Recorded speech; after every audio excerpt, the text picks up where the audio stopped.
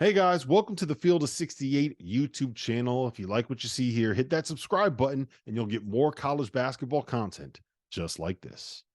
Gonzaga 89, Kentucky 85. Graham Ike had 23 points to lead the Bulldogs, who look like they are finally in a position to maybe make a run at getting a chance to an at-large bid. Jeff, what's your biggest takeaway from Gonzaga's win over Kentucky in Rupp Arena?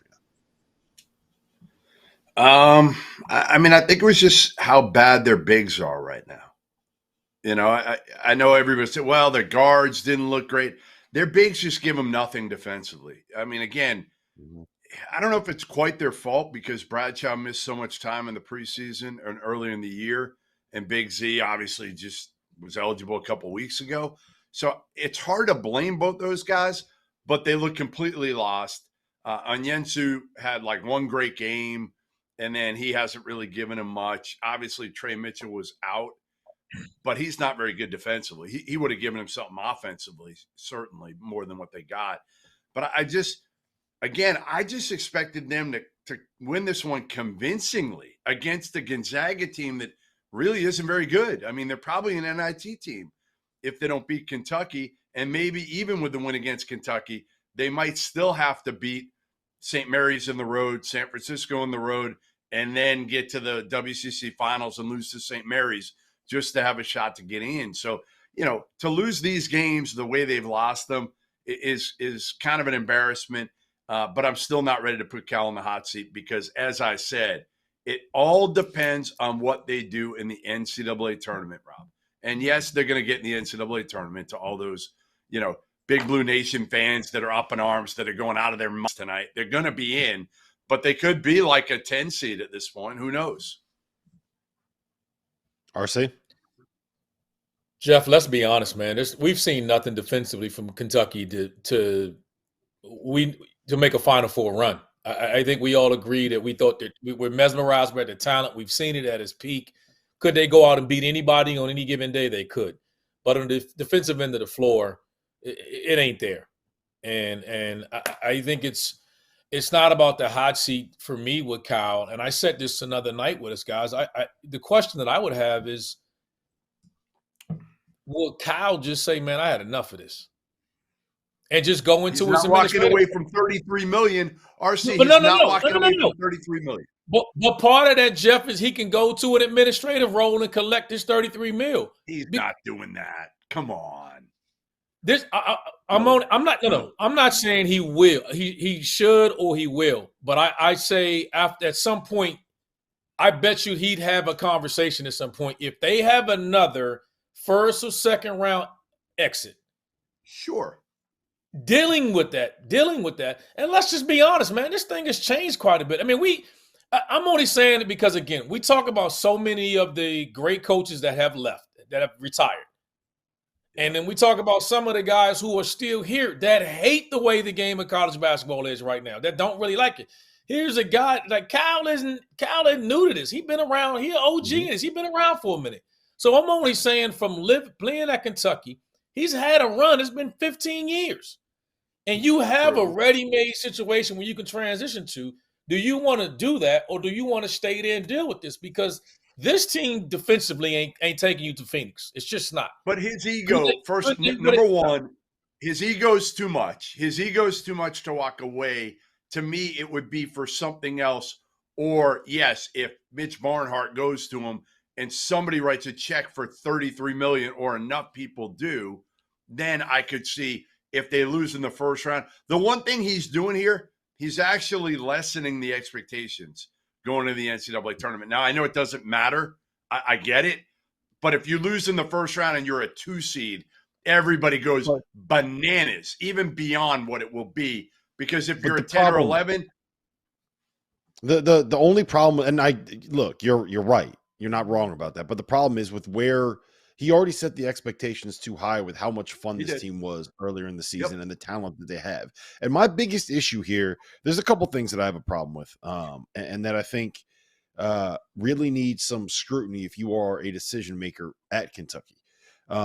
He's got that coaching staff that he has, right? You got to figure there's someone on there that's supposed to be trying to figure this stuff out defensively. Well, they've had the same problems for the last 3 weeks that we have been talking about on this show, right? It's very evident what the issue that's is. not easy to fix with It's these young guys evident. that don't want to guard. They don't want to guard. So they don't play him, man. Like that's the coaching. Then don't bring him in. Then bring in somebody else. Then go get a bunch of like. Who are you bringing in? You junior, sat senior Wagner and kids. Dillingham tonight.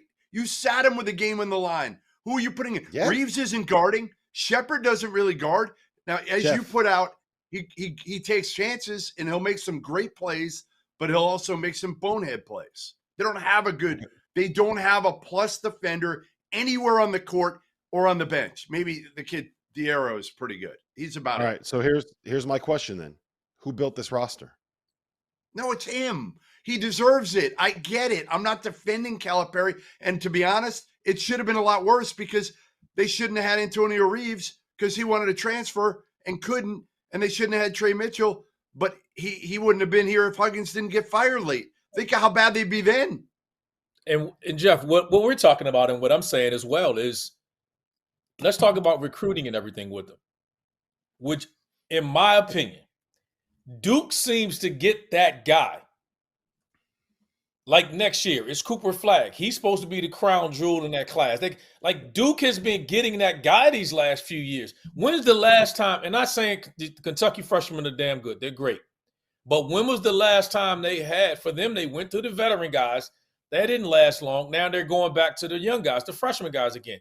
But they're not getting that difference maker. They're not getting the AD, the John Wall. It just seems like right now they've lost that recruiting battle. Those kids are going to Duke year in and year out for the last couple of years. When's the last time they had that freshman, that difference maker guy? And so that's why I posed the question before about what Kyle just be like, man, because that's where they headed. If we fast forward the clock to a month and this team falls anything short of Phoenix, they're going to be ready to burn Lexington down. Another year, and because of this team was so good at one point in time, and everybody's raving about this Final Four talent. Yeah.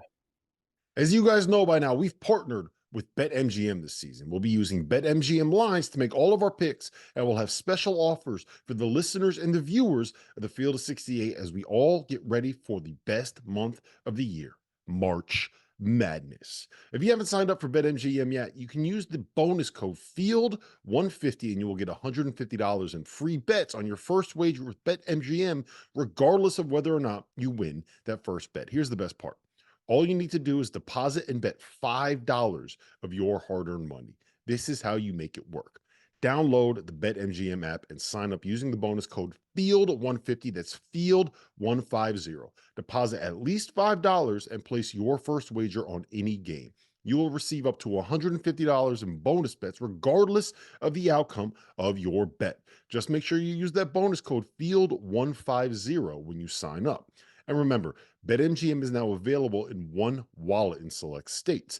As a New Jersey resident, this is super convenient when I have to go cover games in Philly or New York, which happens quite a bit. When you cross state borders, you just log into your existing account and fire away. You don't have to create a new account in each state. It's easy, it's simple, and it's clean. And most importantly, we have some fun stuff coming up for the conference tournaments and for the NCAA tournament.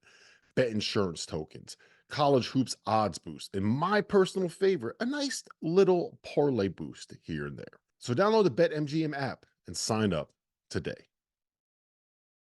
Yep, I get it. Now, here's the issue. Saying. But here's the main crux of the issue, right? Like if you are, it doesn't matter what players you have on your roster, what the pieces are, whatever it's built, however the puzzle fits together, you have to find a way to make it work, right? You have to change something. You have to do something to get better defensively. And all we've seen the last 3 weeks is them get worse and worse and worse and worse and worse. And I know that Gonzaga doesn't necessarily have like the deepest playbook in the world, but you go back and watch that tape. Seriously, anyone watching this right now, if you're listening to it, go back and watch it. Watch the last 10 minutes and 30 seconds and see what Gonzaga does. It's the same thing every single possession. They put Ryan Nembhard in a middle ball screen with whoever the 5-man is. They try to get the 5-man rolling to the basket. If it's not there, what they do is they swing the ball back to the top to Anton Watson, and they just get a high-low action because their big is sealing whoever Kentucky's big is right at the rim for a duck-in, turnaround layup. Graham Ike got it a bunch of times. Braden Huff got it a bunch of times. They did the same thing over and over again. Kentucky got 3 stops. 3. I went back and counted them. 3 stops in the last 10 minutes of that game when they knew it was coming. Like at some point, and it's not a surprise either. Like we saw the issues with ball screens against Tennessee. We saw it against South Carolina. We know what the problem is with this team. At some point, you have to address it. It doesn't matter if you got the wrong pieces. Doesn't matter this. Doesn't matter what. You gotta. You're never going to go anywhere with a team that has these same problems that everybody. They know the secret's out. Just put them in ball screens. What did I say? You can't do anything. What did I say when they got DJ Wagner? What did I say? They did not need DJ Wagner. They didn't need him. They had enough dudes that can score. They needed another veteran in the portal instead of DJ Wagner, who duplicates and he really can't shoot it. Like, yeah, he can go downhill. He can finish great. Well, they got dudes who can score. That's not the issue. They needed to be older. And when I was the one conversation I've had with John Calipari in the last 13 years, I asked him about that a couple of years ago about like, are you going to keep going portal? And he wouldn't be definitive at that point because, again, it was before like Shibwe and all that. And I think with Shibwe, I think it was more of like defensively him being a liability. They didn't win there. They lose to St. Peter's. And then he decides to go back to this freshman model that just isn't going to work in 2023-24. Thank you for watching the Field of 68. If you've enjoyed what you've seen here, hit that like button, share this link with your friends, or check out the description for some other places that you can consume Field of 68 content.